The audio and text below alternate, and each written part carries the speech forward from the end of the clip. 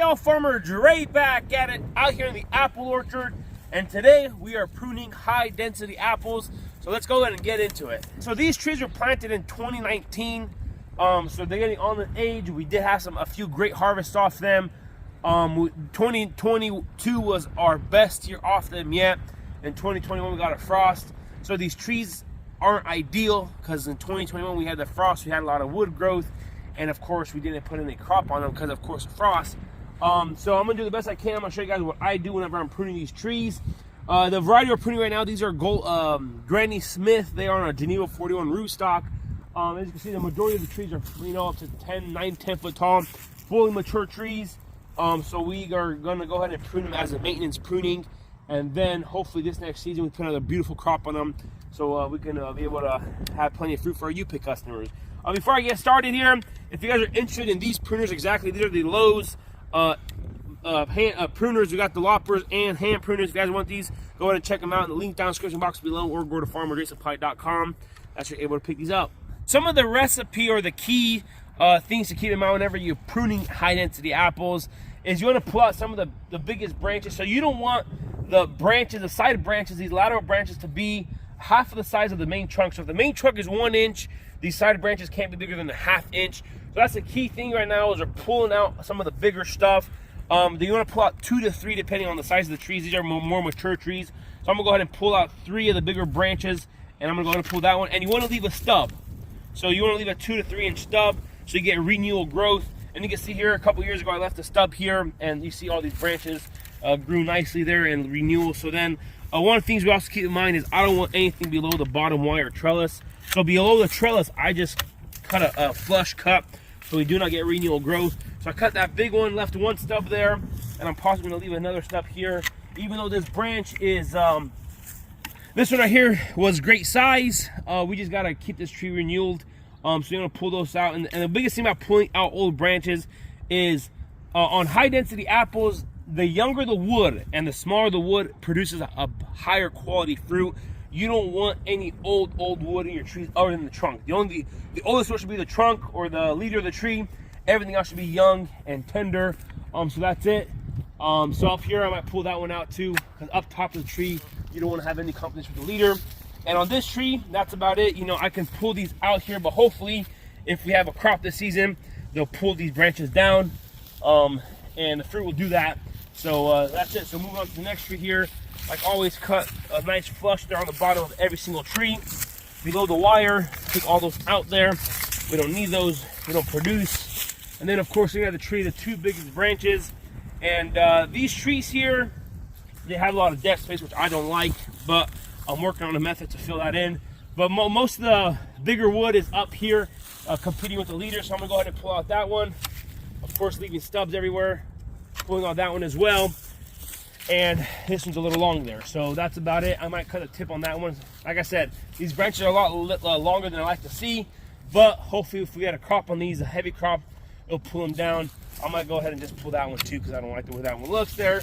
And that's it. On to another tree here. So this tree has some pretty thick wood on it. I'm gonna go ahead and pull this one coming onto the aisle. Right here, if you look over here, it has a small side branch, so that might be a fruiting bush. So I'm gonna go ahead and leave a stub there. That one, this one's a nice, it's too thick of a branch, and this one's a thick branch as well. So there you go, cut those out. So we'll get some renewal growths out of those. This one right here, I pulled that one out. I'm pulling more than I said. They say 2 to 3, depending on how the tree looks, you can do 4 to 5. And of course, anything that's kind of growing too vertically straight, so like this branch right here is kind of growing straight up. I mean, I'm not going to pull it out because there's no other wood here. But if I had a lot of wood here, this one would be going out because it's growing straight up. But I'm hoping to put a piece of fruit on there and then pull it down. That's it. So that's why I like high density apples. It's super easy, super simple to prune. On to the next tree here. I'm going to go ahead and cut the bottoms out. Just, oh, don't do that. There you go. Cut all those bottoms out. Then of course, look at the tree. This one right here is too big going to the other tree there. There's a few. Gotta get the hand pruner out. Gotta cut these ones going straight up here. For example, see that one growing too up into the tree. Let me see here. That one's good. I'm gonna pull out that one because it's growing inside the tree there, and that one just like that. And then that's about it. So on to the next tree here. So I have a big fat one here on that side. Pull that sucker out there. Pulling out that one, and that one. And of course, up top in the tree there's too many going on there. I want one single leader. So to give the leader no competition, I'm gonna go ahead and chop all these out there. And that's the biggest thing about the high density. You don't want to have too long of wood up on top of the tree. We're gonna have to come through here and retrain that one there.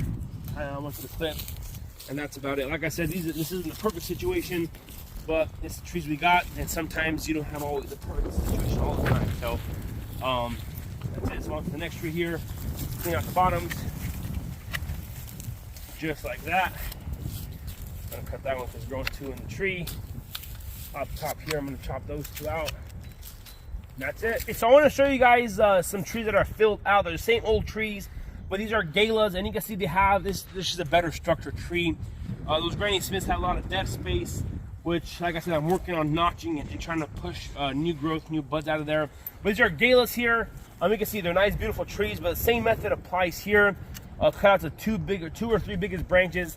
And as I'm looking through this tree here, this branch here, same thing. It's competing with the leader there. So since it's kind of big, I'm gonna go ahead and pull it out. And guys, one thing I forgot to mention: these pruners, it cuts like butter. They're super efficient the way they cut. So if you guys don't have a pair of these Lowe's pruners, go and get you a pair. They're awesome. So same thing. We'll cut one branch. I'm gonna go ahead and cut the second branch here. It's kind of thick. Well, I might leave this one here just because it's in the row, but this branch right here is coming outside the row. So I'm gonna go ahead and leave a stub there, 2 to 3 inch stub, just like that. Same thing with this one. I don't, if you know, we're already 12 feet between rows. This is a 4-foot branch, so we're already, you know, halfway in the row. So I'm gonna go ahead and pull that out here, leave a stub. But that one right there, thankfully, had a small, nice, tender branch there. So that's it.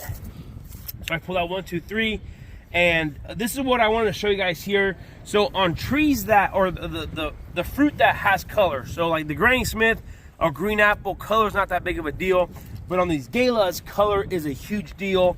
You have to have some color on these trees. So I wanted to show you guys what we do.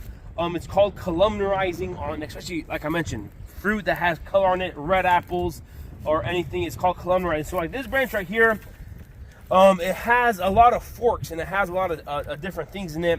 So columnarizing means you want to only keep one single branch. If it forks out too much, and you cut out. So anything that's a little too big, cut it out. So you just have one single branch coming out, and then you have a bunch of fruiting buds on here. You know, some of the smaller stuff you leave, but if it has anything bigger, then you want to pull out so that whenever the sun comes through, it's beaten down, and then of course not shading the bottom of the tree as well. So it's more important to do that in the tops of the tree so that it doesn't shut out the bottom fruit. So of course it takes a little longer time, but it's called columnarizing. So just like that. Like I mentioned, you only want to do this on trees that have color, or fruit that has mainly color on it.